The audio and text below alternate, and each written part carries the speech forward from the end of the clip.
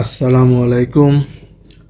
আশা করি সবাই আল্লাহর অসীম রহমতে ভালো আছেন, সুস্থ আছেন এবং অবশ্যই নিরাপদে আছেন।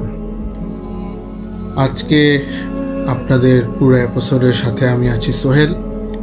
আজকে আমাদের 87 নম্বর এপিসোড। আশা করি আপনারা আমাদের পুরো এপিসোডটি শুনবেন আর আমাদের চ্যানেলটিকে সাবস্ক্রাইব করবেন, লাইক করবেন, শেয়ার করবেন। অবশ্যই বেল আইকনটি প্রেস করে দিবেন যাতে আমাদের প্রোগ্রাম আপলোড হলেই আপনি সাথে সাথে পেয়ে যান। অবশ্যই শেয়ার করবেন এবং কমেন্টস করবেন আপনারা কী ধরনের কাহিনী শুনতে চান। আমরা চেষ্টা করব সেই ধরনের কাহিনী আপনাদেরকে শোনানোর জন্য। আমাদের ইমেল অ্যাড্রেসটি আমি বলে দিই, bhutghonta@gmail.com। এখানে আপনারা আপনাদের ভয়েস ক্লিপ অথবা আপনাদের কারো নিজের কাহিনী অথবা কারো থেকে শোনা অথবা আপনাদের ফ্যামিলির বা ফ্রেন্ডস বা নানা নানি দাদা দাদির কাছ থেকে বা আঙ্কেলের কাছ থেকে কোনো কাহিনী অবশ্যই শুনে আমাদেরকে শেয়ার করতে পারেন। আমরা সেটি অবশ্যই যদি মানসম্মত হয় আমরা অবশ্যই সেটি শেয়ার করব এবং আপনারা অবশ্যই আমাদের সাথে থাকবেন, এটি আমরা আশা করি। এতগুলো এপিসোড আমরা পার হয়ে এসেছি আপনাদের ছোটোখাটো ঘটনা নিয়ে এবং আমাদের কিছু ঘটনা নিয়ে আমরা এগিয়ে যাচ্ছি। আশা করি সামনের দিকেও এগিয়ে যাব। আমাদের আসলে ঘটনাগুলো একটু কালেক্ট করতে হয়, আপনারাও পাঠাচ্ছেন। আসলে এর মধ্যে একটু সময় চলে গেছে, আমরা এক সপ্তাহ আপলোড দিতে পারিনি, এর জন্য আমরা আন্তরিকভাবে দুঃখিত। আসলে অনেক সময় দেখা যায় ভালো গল্প হলেও সেটা অনেক সময় কিছু কারণে বলা যায় না। যাই হোক, আজকে অনেক কথা বলে ফেললাম, যেহেতু এক সপ্তাহ গ্যাপ, তো আমি সরাসরি আমার গল্পে চলে যাই, কাহিনীতে চলে যাব আর কি। তো কাহিনীটা আসলে আপনারা অবশ্যই এর থাম্বনেল দেখে বুঝতে পেরেছেন যে এটি কীরকম হবে। যাই হোক, আমি প্রথম কাহিনীতে চলে যাই।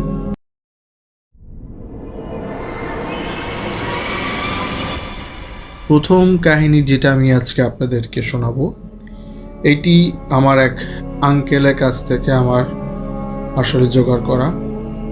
উনি আমাকে কাহিনীটি বলেছে প্রায় বছর দেড় এরকম হবে। তো উনি গ্রামের বাড়ি, আসলে এখানে সেভাবে উল্লেখ করতে চাইনি, তবে আমরা ধরে নিলাম যে কোনো একটা প্রত্যন্ত অঞ্চল, আজ থেকে আপনার 45 বা 50 ইয়ার্স আগের কথা। তো তখন তো ধরেন যে এত জনসংখ্যাও ছিল না, প্লাস মানুষও ছিল না। তো তাদের যে গ্রামটা ছিল, তো সেই গ্রামে আপনার আগে দুই ধরনের কবরস্থান ছিল। একটা ছিল নর্মাল যে মানুষগুলো মৃত্যুবরণ করে তাদের জন্য, এবং আরেকটা ছিল যেগুলো অপমৃত্যু, যেমন ধরেন যে আপনার ফাঁসি দিয়ে মরা, মানে আত্মহত্যা এসব জাতীয়, বা মানে যেগুলো অপমৃত্যু বোঝায় তাদেরকে ওই অন্য কবরস্থানে আর কি কবরস্থ করা হইতো।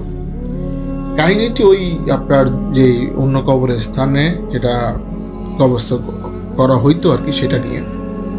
তো তাদের গ্রামে এক লোক ফাঁসি দিয়ে মারা যায়। তো ফাঁসি দিয়ে মারা যাওয়ার পরে তাকে ওই যেই কবরস্থানে অপমৃত্যু যাদের হয় ওখানে আর কি কবর দেওয়া হয়েছে। তো ওখানে আপনার বড় বড় দুটো বট গাছ ছিল।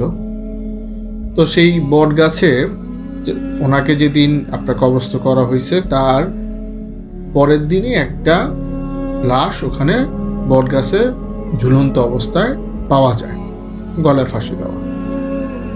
তো এই জিনিসটা দেখার পর গ্রামবাসী আসলে অনেকটা অবাকই হয়ে যায় যে মানে তাদের গ্রামের কোন ঘটনা কোনো সময় এর আগে ঘটেনি। তো যাই হোক, এখন যেহেতু একটা মানুষ এই অবস্থায় ঝুলন্ত অবস্থায় আছে, তাকে গ্রামের সবাই নামিয়ে তাকে, মানে যেহেতু মারা গেছে তাদের পরিচিত না, কিন্তু তাদের যেটা কাজ তারা তাকে গোসল দিয়ে তারপরে আপনার যেহেতু ফাঁসি দিলে অনেক জানাজা হয় না, তো তারা ওটা কবরস্থ করে দেয়। তো দেওয়ার পর থেকেই ওই জায়গায় একটা আজব ধরনের একটা ঘটনা ওই কবরস্থানে শুরু হয়। ধরেন যে মানে এরকম ব্যাপার যে আপনি কবর দেওয়া হইলো, পরদিন রাতে তারা দেখে যে কবরের উপরে শুধু মাথাটা, আর কিছুই নেই। কবরের উপরে মাথাটা আছে এবং মাথাটা খুব ছিন্ন ভিন্ন অবস্থায়, মনে হয়েছে যে এটা কোনো পশু এটাকে খাওয়ার চেষ্টা করছে, এরকম একটা অবস্থা। তো গ্রামবাসী যারা ওই জায়গায় ছিল, তো আমার ওই আঙ্কেল ওই গ্রামেরই ছিল, তো ওনারা অনেক চিন্তা করে যে কী ব্যাপার, আমরা মানে এই লাশ পাওয়ার পর থেকে আর কি অবস্থা, যাকেই ওই অপমৃত্যু কবরস্থানে কবর দেওয়া হয় তার লাশটাই দেখা যায় যে লাশ কবর সব ঠিক আছে, কিন্তু তার শুধু মাথাটা কবরের উপরে পাওয়া যেতেছে। তো এটা নিয়ে সবাই অনেক চিন্তিত হয়ে গেল, গ্রামে যারা বয়স্ক মানুষ ছিল প্লাস মানে ছোট বড় সবাই একটা আতঙ্কর ব্যাপার। তো এরকম একদিন রাতে আমার মানে সেই আঙ্কেল উনি আর কি, আগে তো আপনারা জানেন যে মানে গ্রামে হাট বসতো, সবসময় সব কিছু পাওয়া যেত না। তো এরকম আপনার উনি হাট থেকে আসতেছিল, তো আস্তে আস্তে সন্ধ্যা পার হয়ে গেছে। তো আগে তো বুঝতেই পারতেছেন যে অনেক দূরে হাট থাকতো, প্লাস এত লাইট, রাস্তায় লাইট বা ঘর বাড়ি ছিল না। তো আঙ্কেল মানে হাঁটতে হাঁটতে আসতেছে উনি, তো তার হাতে কিছু মানে কেনাকাটা করছে, ওগুলো নিয়ে আসতেছে। তো এর মধ্যে উনি হঠাৎ আপনার যখন ওই বট গাছের কবরস্থান এখানে আসছে, ওইটার সাথে আবার আপনার একটা পুকুরও ছিল। হঠাৎ উনি শুনতে পেলো যে পানিতে কিছু একটা পড়ছে অনেক জোরে, যেমন আপনি যদি বড় কোনো ইট বা পাথর ফেলেন ঢস করে একটা শব্দ হয় এরকম। উনি ওই পুকুরের মধ্যে টর্চলাইট মারলেন, দেখলেন যে হ্যাঁ পুকুর কিছু যে একটা পড়ছে, পানি যে ঢেউ খাইতেছে, এটা উনি শিওর হইলেন। উনি চিন্তা করেন এত রাতে এখানে কি পড়লো, তাক উনি কোনো চিন্তা করে নাই, উনি তারপর সামনের দিকে হাঁটা দিলেন। তো তার যখন উনি কবরস্থানে গেলেন, তখন উনি মানে বিকট বিকট শব্দ শুনতেছে, যে মনে হয় যে কারো খুব আত্মচিৎকার, অনেক কষ্টে আছে এরকম উনি শব্দ পাইতেছেন। তো উনি আসলে মনে মনে অনেক ভয়ই পাইছে, যেহেতু একা উনি, আর আশেপাশে কেউ নাই, ঘর বাড়িও নাই, আর এই জায়গাটায় এই আপনার লাশ কবর দেওয়ার পরেই দেখা যাচ্ছে যে শুধু মাথাটা উপরে পাওয়া যেতেছে। এগুলো তো তার মনে তখন ভয় আরও বাড়িয়ে দিছে। উনি খুব তাড়াতাড়ি এখান থেকে হাঁটা দিলেন। যাক, তার সাথে তেমন কোনো ঘটনা ঘটেনি, উনি বাসায় পৌঁছে গেলেন। তো বাসায় পৌঁছে যাওয়ার পরে উনি বাসায় ওনার ওয়াইফকে কাহিনিগুলো বললেন যে এমন এমন হয়েছে। তো পরের দিন উনি গ্রামে যারা মুরব্বী আছে তাদের সাথে আলাপ করলেন, অনেকেই জিনিসটা দেখছে যে ওখানে কান্নার শব্দ আসে, বিকট শব্দ। তখন সবাই চিন্তা করলো যে আমরা মসজিদের ইমাম সাহেবকে বলি যে দেখি উনি কোনো সলিউশন দিতে পারে কিনা, এটা দিনকে দিন বাড়তেই আছে। তো ইমাম সাহেব বললো যে আসলে ব্যাপারটা তো আমিও শুনছি, আচ্ছা আমি দেখি কি করা যায়। তো ওই যে আগে তো আপনারা জানেন যে আগে যারা এইসব মানে নামাজ কালাম বেশি করতো, তাদের কাছে জিনেম নিয়ে আসতো, মানে কোরআন শিক্ষার জন্য, নামাজ শিক্ষার জন্য, তাদের কাছে এমনি থাকতো। তো তিনি তার মানে জিনের মাধ্যমে উনি খোঁজ খবর নিলেন যে ওই যে দুইটা বট গাছ, এই একটা বট গাছে একটা বদ জিন, যেটা মানুষকে ভয় দেখায় এবং অনেক সময় মানুষকে মেরেও ফেলে, এই একটা জিন এখানে বসবাস করতেছে প্রায় অনেক দিন যাবৎ। এই জিনিসটা আগে এত মানুষের চোখে পড়েনি বা দেখেনি বা শব্দ শুনেনি, কিন্তু এখন যে এইটা যে এক্সট্রিম পর্যায়ে চলে যেতেছে জিনিসটা, এখন যদি এটাকে নাই করা হয় তাহলে তো ভবিষ্যতে আরও সমস্যা হবে। তখন ওই মানে আমার যে আঙ্কেলের গ্রামের যেই মুরব্বীরা ছিল সবাই, ইমাম সাহেব প্লাস গ্রামের আরও যারা গণ্যমান্য ব্যক্তিরা ছিলেন, তারা মিলে ওই যে বট গাছ, যেটা ওই বট গাছটাকে আপনার যাকে বলা হয় বন্দি করে দেওয়া, মানে তারা বন্দি করে দিল যাতে এখানে কোনো কিছু আর বসবাস না করতে পারে। তো যাই হোক, এইভাবে করে তো আপনার মোটামুটি অনেক দিন চলে গেল।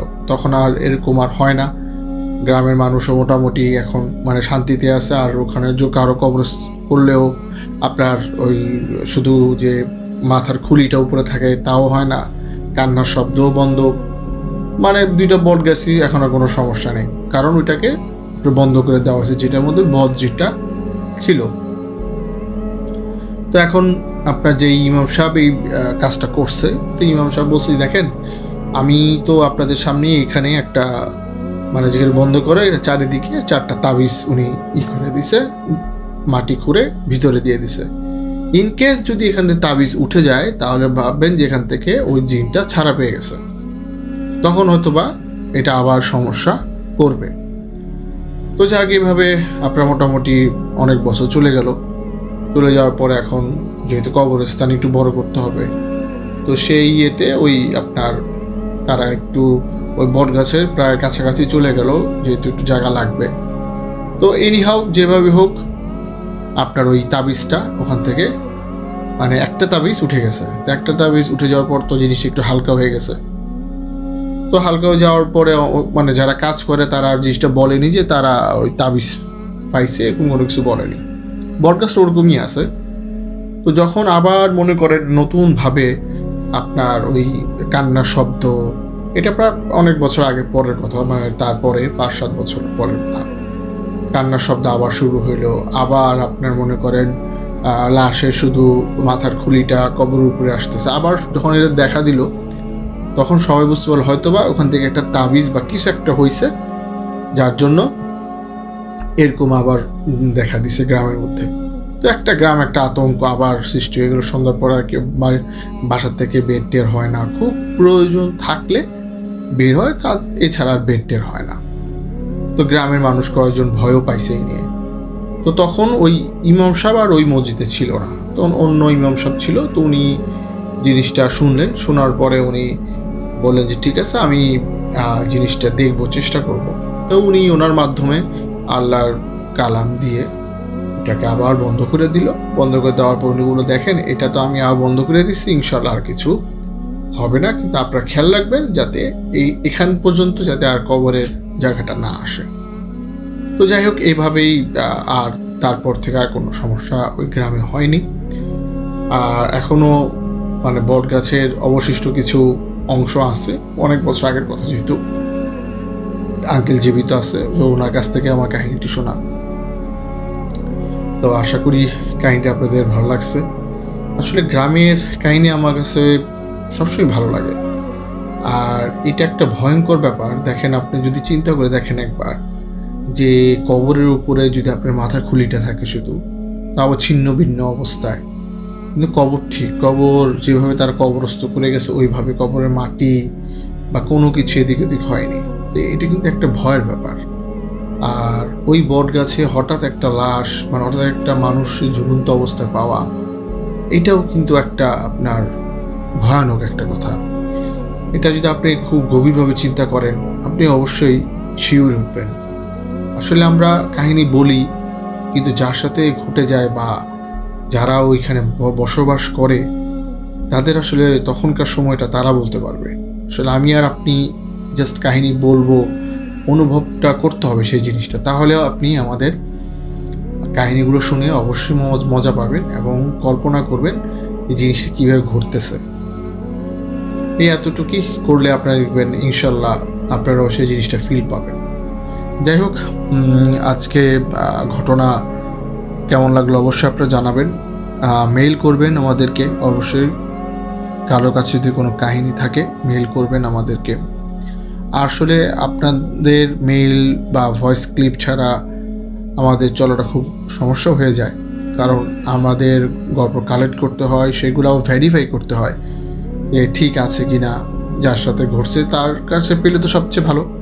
আর যদি আমরা না পাই, দেখা যায় কারো কাছ থেকে শোনা ঘটনা, এখন কতটুকু সত্য কতটুকু মিথ্যা সেই ইস্যে আমি যাব না। জাস্ট আমরা এন্টারটেনমেন্টের জন্য আমাদের এই চ্যানেলটি করা। আপনারা অবশ্যই আমাদের চ্যানেলটিকে সাবস্ক্রাইব করবেন, লাইক করবেন, শেয়ার করবেন, অবশ্যই ঘটনাগুলো পুরোপুরি শুনবেন। আমরা আসলে অনেক কষ্ট করে ঘটনাগুলো কালেক্ট করি, আর পুরো ঘটনা শোনার চেষ্টা করবেন, আমাদের সাথে থাকবেন। আর নেক্সট যেই ঘটনাটা, সেই ঘটনাটা আমি এখন আপনাদেরকে বলতে যাচ্ছি।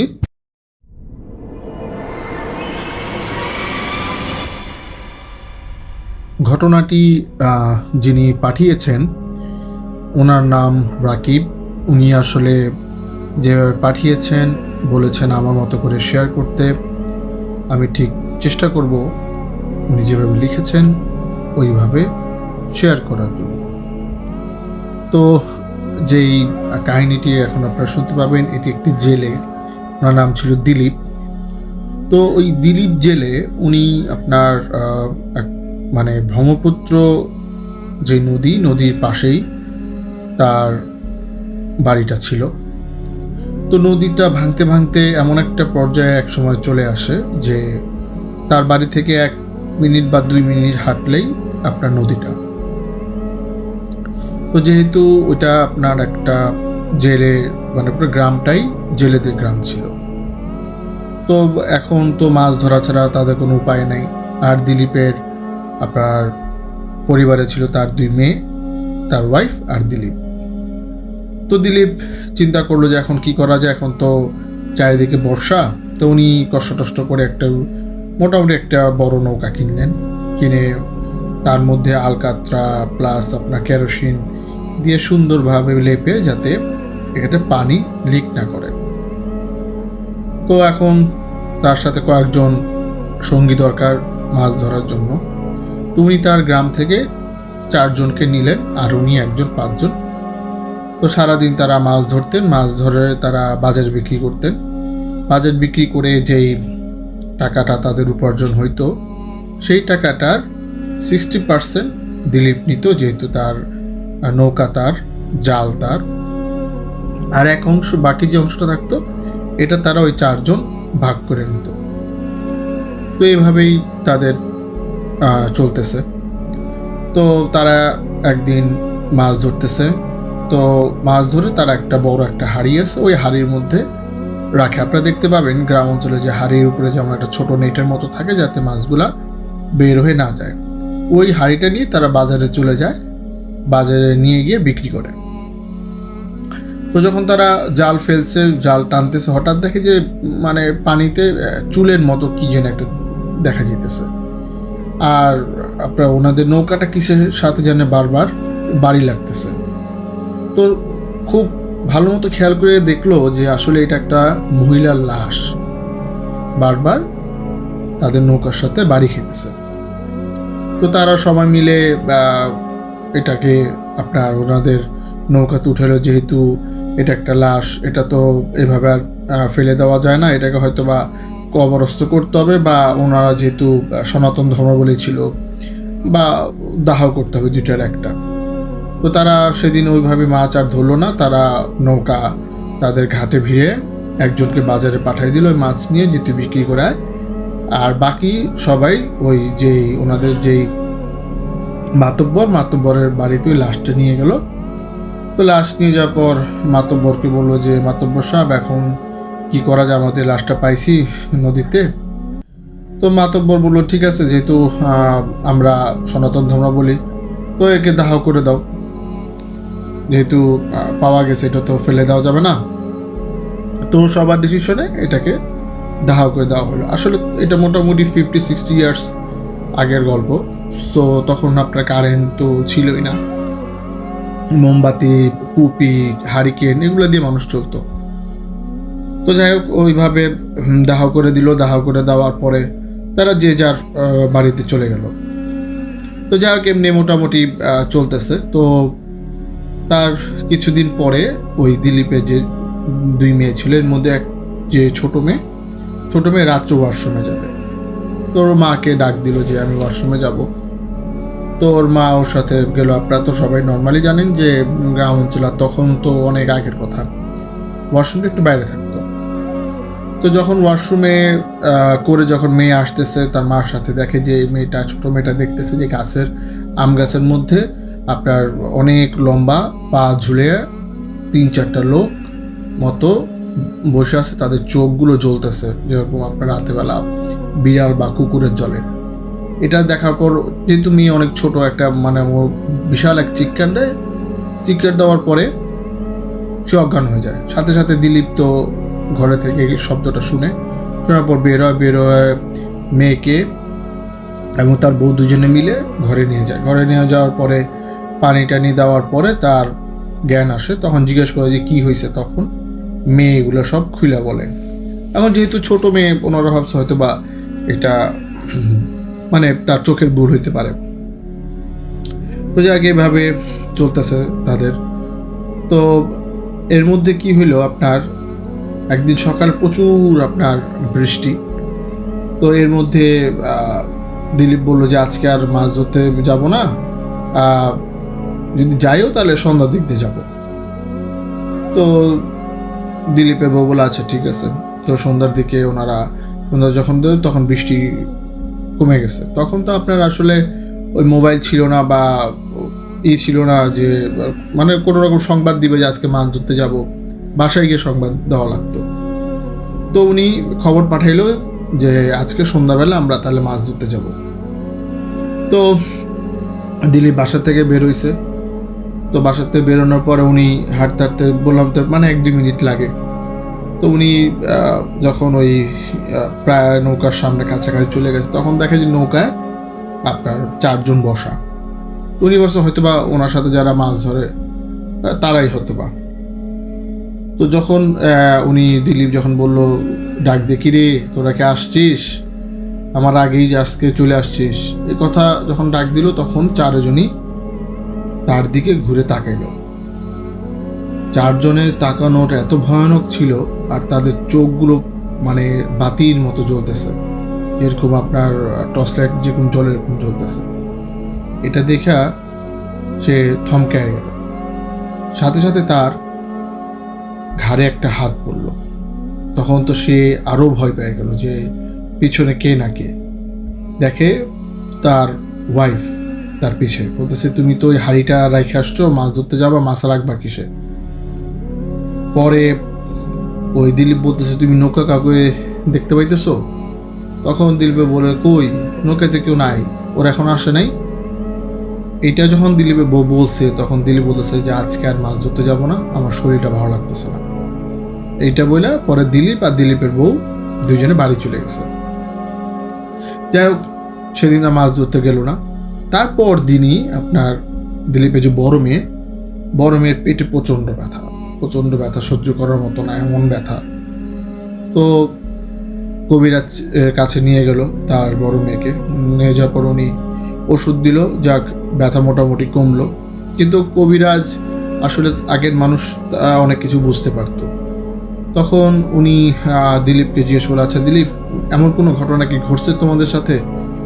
এটা তো নর্মাল পেট ব্যথা আমার মনে হইতেছে না। তখন দিলীপ পুরো ঘটনাটা খুলে বললো যে তারা কি মানে লাশ পাইছে, তারপর তার ছোট মেয়ে এরকম দেখে ভয় পাইছে। তখন ওই কবিরাজ বলল যে আচ্ছা ঠিক আছে, তোমরা ভালো মতো থাকো, সবাইকে খেয়াল রাখো। যাই হোক, তারা তো তাদের বাড়ি চলে আসলো। তো সেদিন রাতে দিলীপের বউ যখন আপনার বেরোইছে যে সব গুছগাছ করে ঘরে রাখবে, যেহেতু রাত হয়ে গেছে, তো ওই যে মাছের হাঁড়িতে তো দেখা যায় যে অনেক সময় দেখা যায় মাছের হাঁড়িতে মাছের আইসটা এগুলো আপনার লেগে থাকে। তো উনি দেখতেছে যে আম গাছটার কথাই বলতেছি, ওই আম গাছের ওখানেই আপনার ওই হাঁড়িটা ছিল। তো ওইখানে একজন ডালে বসে আছে, তার আপনার যে মুখমণ্ডলটা এইটা আপনার পুরা পাতিলে আসা ওই জিবলা দিয়ে পাতিলটা চাটতেছে, এত লম্বা হয়ে। কিন্তু সে কিন্তু বসে আছে আপনার ওই আম গাছে, পাগুলো অনেক লম্বা লম্বা। এইটা দেখার পর তো দিলীপের বউ মানে কি বলবে না বলবে সে আর কিছু বলতে পারতেছে, সে চিৎকার দিয়ে ঘরে চলে গেছে। তখন দিলীপ বলে যে কি হয়েছে। পরে দিলীপের বউ বলছে, ওই যে ওখানে একটা আজব এক প্রাণী মানে জিবলা দিয়ে মাছের হাঁড়িটা চাটতেছে।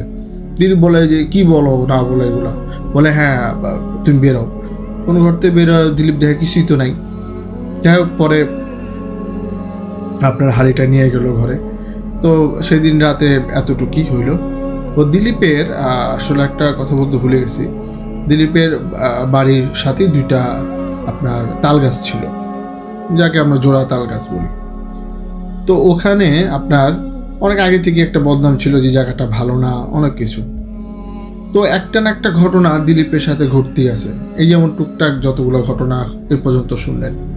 এখন দিলীপ একটু টেনশনে পড়ে গেছে যে আসলে মানে কি হইতেছে আমার বাসায়। আবার দেখা গেছে যে অনেক সময় রাতে দিলীপের মানে বাসায় ইটা মারতেছে, মানে মানে আগে যেগুলো আমরা বলি জমি থেকে যে মাটিটা, হ্যাঁ, ইটের চাকা মারতেছে। তো এইগুলো হইতেছে, প্লাস কে জানি হঠাৎ আপনার যেহেতু টিনের ঘর, ওই টিনের ঘরে আপনার শব্দ করতেছে। তো রীতিমতো মানে থাকা অসহ্য হয়ে গেছে দিলীপের। তো দিলীপ চিন্তা করলো যে যেহেতু কবিরাজ মশাই একবার বলছে, তার কাছে আমি গিয়ে আমার ঘটনাটা পুরোপুরি খুলে বলি। তখন দিলীপ ঠিকই ওই যে কবিরাজ সাহেব তার কাছে গেল, যাওয়ার পর তাকে সব কিছু খুলে বললো যে আসলে আমার তো এখন থাকাটাই কষ্ট হয়ে গেছে, আমাদের তো এই এই জিনিস আমরা দেখতেছি আর আমার সাথে এই ঘটনা ঘটতেছে। তখন ওই কবিরাজ বললো যে জিনিসটা আমি আগেই বুঝতে পারছি, এই জিনিসটা আসলে আমি যদি আসন না দেই তাহলে আমি এই জিনিসটা বুঝতে পারবো না। তো যাই হোক, এই কথা বলার পরে দিলীপ বাসায় চলে আসলো। আসার পর তার ওয়াইফকে আর খুঁজে পেতেছে না। সন্ধ্যা হয়ে গেছে, পায় না। ওর অনেক খোঁজাখুঁজির পর উনি দেখে যে দুই তাল গাছের মধ্যে দিলীপের বউ বসে আছে, তার চুল টুল পুরা আওলা ঝাওলা। হ্যাঁ, তো বলতেছে কি ব্যাপার, তুমি এখানে কি করো, বাড়িতে চলো। তখন দিলীপের বউ বলে, তুই এখান থেকে যা, যদি এখান থেকে না যাস তাহলে তোরে আমি মেরে ফেলবো। মানে আজে বাজে কথা বলতেছে অনেক। তো দিলীপের তো আর বুঝতে বাকি নেই যে কি ঘটনা ঘটছে, যেহেতু তারা গ্রামের মানুষ।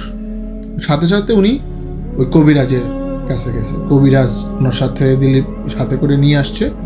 আসার পর কবিরাজ ওই তাল গাছের ওখানে বসেই আপনার ওই ওর বউর উপরে যেটা আসর করছে ওটাকে জিজ্ঞাসাবাদ শুরু করছে যে তোর নাম কি, তুই কেন ওকে ধরছিস, বা ওদেরকে কেন তুই ডিস্টার্ব করতেছিস। তখন ওই যে বদ জিনটা বা খারাপ জিন যাই বলি বা পিচাস বলি, ওইটা বলতেছে যে আমাদের তো কোনো দোষ নাই, সেই লাশ যেটা ওরা উঠাই নিয়ে আসছে আয়সা দাহ করছে, ওই লাশটা আমরা কয়জন মিলে খাইতেছিলাম, আমাদের খাওয়াটা ওরা নষ্ট করছে, যার জন্য আমি ওরে এত ডিস্টার্ব করতেছি। যদি আমাদের খাওয়াটা নষ্ট না করতো তাহলে আমরা ওরে ডিস্টার্ব করতাম না। তবে ওরা তো আসলে এটা জানে না যে তোরা খাইতেছিলি কিনা, ওরা তো ভালোভাবে এটাকে আইনা সৎকার করছে, দাহ করছে। যাই হোক, আমাদের কিছু না দিলে আমরা যাবো না, যেহেতু আমাদের খাওয়াটা নষ্ট করছে। তখন ওই যে কবিরাজ উনি বললো যে তাহলে তোরা কি চাস, বললো যে একদমে 2টা মোরগ কিনে নিয়ে আসতে হবে, আর যেদিন অমাবস্যার দিন এই তাল গাছের এখানেই 2টা মোরগ রেখে যাবে। তো রাজি হইল দিলীপ। তো ঠিকই অমাবস্যার দিন 2টা মোরগ একদমে কিনে রেখে আসলো। তার প্রমাণস্বরূপ দেখা গেল তার পরদিন ওই যেখানে তারা মোরগ রেখে আসছে ওখানে ছোপ ছোপ রক্ত দাগ। তো তারপর আর দিলীপের সাথে কোনো ঘটনা ঘটেনি, তারা মোটামুটি ভালোভাবে তাদের জীবন চলে গেছে। তো এটা ছিল আমার সেকেন্ড ঘটনা দিলীপ জেলেকে নিয়ে। আসলে ঘটনাগুলো খুব ইন্টারেস্টিং, এই ঘটনাটা আমার কাছে খুব ইন্টারেস্টিং লাগছে। আশা করি আপনারাও শুনে মজা পেয়েছেন। আর আপনারা অবশ্যই আমাদের চ্যানেলটিকে সাবস্ক্রাইব করবেন, লাইক করবেন, শেয়ার করবেন, যথারীতি আমাদেরকে মেল করবেন অথবা ভয়েস ক্লিপ পাঠাবেন। আর আপনারা অবশ্যই আমাদের এই চ্যানেলটিকে এগিয়ে নিয়ে যেতে আমাদের সাহায্য করবেন, এটা আমাদের কাম্য। আর আমাদের যদি কোনো ভুল ত্রুটি হয় অবশ্যই ক্ষমা সুন্দর দৃষ্টিতে দেখবেন। আমাদের ইমেল অ্যাড্রেসটি আমি আর বলে দিচ্ছি। আমাদের ইমেল অ্যাড্রেসটি হলো bhutghanta@gmail.com। এইখানে পাঠাইলে আমরা আপনাদের ভয়েস ক্লিপ অথবা মেল পেয়ে যাব। আশা করি আপনারা পাঠাবেন। আর আল্লাহর রহমতে সবাই ভালো থাকবেন, সুস্থ থাকবেন এবং সর্বোপরি নিরাপদে থাকার চেষ্টা করবেন। এই বলেই আজকে আমি আমার ঘটনা এখানে শেষ করছি। আসসালামু আলাইকুম।